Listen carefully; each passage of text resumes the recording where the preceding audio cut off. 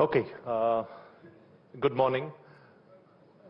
And it's good to see a full house on a Saturday morning, but we have,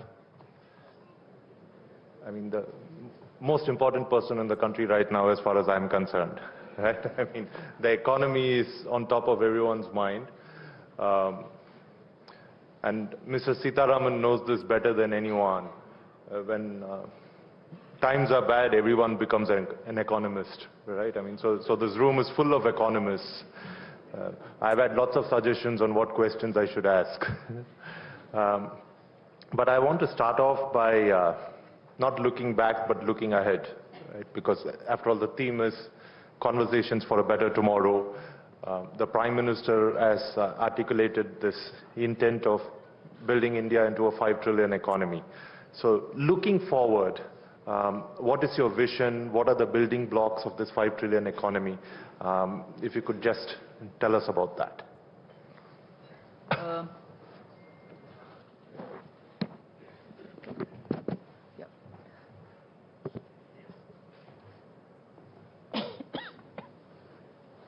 Good morning. First of all, thank you for having me here. My job in answering this question is made far easier because of the Prime Minister's speech yesterday here before you. I think he's elaborated on most of the things that this government has been voted in for in 2019.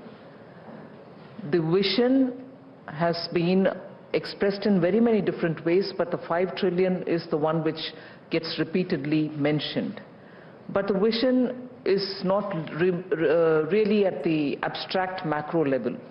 It translates into several things, such as making sure everybody has a home, give a house to every Indian citizen, make sure that house has a toilet, make sure that house has electricity, and make sure that this country has healthier people, ensure that they have good health insurance, Ayushman Bharat, and so on. So everything which is normally macroeconomically stated as to what is your vision is also linked backward towards what exactly is it going to mean to an ordinary Indian, and in that skills and in that education and so on. But okay, you have said that, and how are you achieving that target? For that, of course, the Prime Minister himself does a Pragati program. We were just talking with Ms. Bhartiya as to what this Pragati is all about. The Prime Minister himself talks to the district level administrators to say, in your district, what are the kind of central schemes which are reaching, how efficient are they, and in achieving the goals, what other help would you need, and so on. So it's not waiting for an indirect monthly report or once in 2 months report. It's hands-on, down to the grassroots level.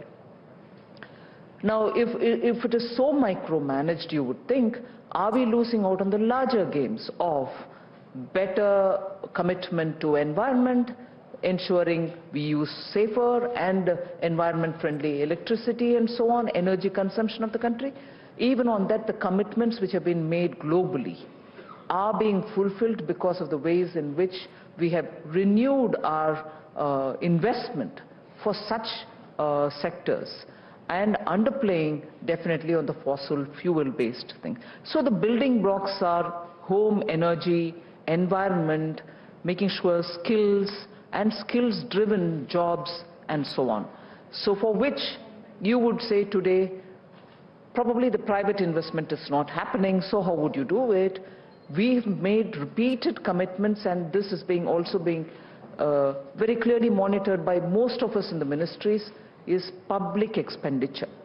Public expenditure in sectors which can immediately have a ripple effect in terms of jobs, in terms of local consumption, in terms of core sectors revival, infrastructure, investment through public expenditure. That is going on in a very big way, and I think the amount was very clearly declared, 100 lakh crores for the next 5 years. And I'm glad to tell you that the task force which is looking into this has already listed some of the big ticket expenditure which public sector has to undertake, public sector meaning government has to undertake in terms of infrastructure building. So I can go on like this. So the focus is the larger picture which may have abstract, philosophical, plus objectives which are stated as targets, and the building blocks towards it, and the way in which we're going to spend to ensure that happens. And if all this eventually can trigger private investment, it's going to be a greater synergy which will push the economy forward. I think now that we have this vision laid out, when you come back to the current environment and the current situation, there's been a lot of concern about slowing growth. The fact that growth was 5% in the previous quarter, in 2 quarters back, and then last quarter it was 4.5%. At the conference to announce the 4.5% results, Finance Ministry officials said that they see a bottoming out and that things will get better from here on. Is that what you're seeing? Do you think that the economy has bottomed out and we are beginning to see a recovery, or do you think there's still some time to go before we start seeing a recovery?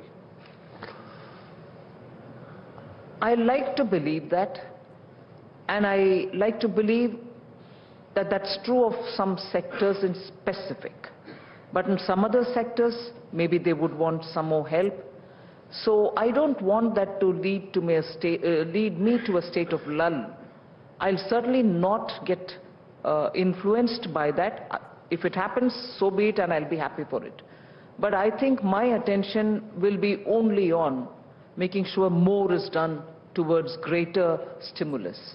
So if that message of it is bottomed out is coming through, good. But I'm not going to allow that to distract me.